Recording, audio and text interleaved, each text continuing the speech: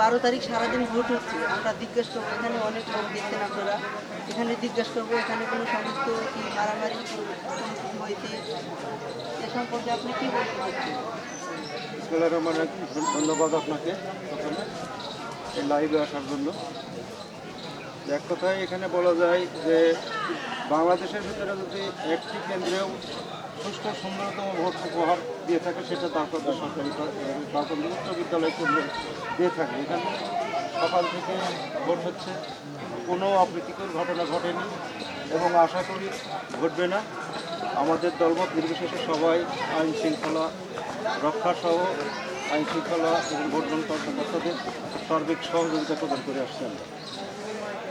এখানে কোনো মারামারি কোনো বিশৃঙ্খলা হয়নি? না, এই ধরনের কোনো এ পর্যন্ত কোনো কিছুই হয়নি এবং ভবিষ্যতেও হবে না। আমাদের বিভিন্ন এলাকা চলছে যে জামাতকে ভোট দিতে না বিএনপি না, এখানে এই ধরনের কোনো ঘটনা ঘটেনি এবং আপনারা লক্ষ্য করুন বা জিজ্ঞাসা করতে পারবেন যে জামাত বা আদার্স কোনো প্রার্থী পক্ষের লোকজন বলতেই পারবে না যে এখানে আমাদেরকে বাধা প্রদান করা হয়েছে, এটা কেউ বলতে পারবে না। এটা আমাদের আমরা চ্যালেঞ্জ করি। 2018 সাল থেকে যে নির্বাচন হচ্ছে একতরফা হয়ে গেছে, এ পর্যন্ত হয়নি, নতুন তরুণেরা নতুনভাবে ভোট দিচ্ছে, এটা বলতে বলতে এখানে নতুন তরুণেরা একবারে স্বতঃস্ফূর্তভাবে ভোটে অংশগ্রহণ করেছে। হয়তো আমরা খোঁজখবর নিয়ে দিয়েছি, আমাদের এখানে এ পর্যন্ত 75%-এর উপরে ভোট কাস্ট হয়েছে। তো তরুণদের আশাতীত উপস্থিতি মোটামুটি বলা যায় ভালো, 100%ই বলা যায় তরুণদের। আর এখানে দেখেন, আপনি লক্ষ্য করবেন যে একদম একটা আবেগ উৎসব মুখর পরিবেশে নির্বাচন অনুষ্ঠিত হয়েছে এবং এখানে প্রশাসনের অনেক লোকজন আসছেন, সেনাবাহিনী, বিজিবি, র্যাব সবাই আসছেন।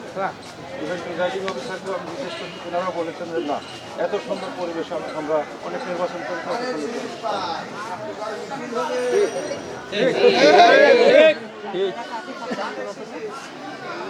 জনগণ ভোট দিয়েছে, এখন ফলাফল পাওয়া যাবে ভোট গণনার পরে।